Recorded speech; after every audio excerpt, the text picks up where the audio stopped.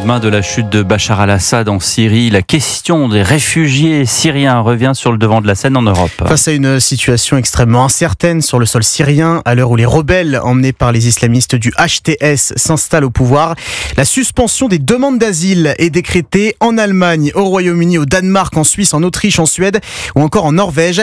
La France travaille aussi sur cette option et devrait trancher dans les prochaines heures. Bonsoir Guillaume Dominguez. Bonsoir. À l'heure actuelle, combien de réfugiés syriens se trouvent dans l'Hexagone ?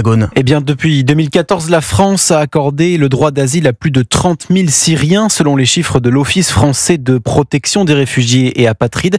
30 000 réponses positives pour un peu moins de 40 000 demandes en 10 ans, dont plus de 4 400 l'an dernier. Cette année, l'OFPRA indique avoir reçu environ 2 500 demandes de ressortissants syriens et que 700 sont toujours en cours de traitement. Des chiffres très bas quand on les compare à ceux de nos voisins allemands. C'est le pays de l'Union européenne qui accueille la plus importante diaspora syrienne avec un peu moins d'1 million de personnes.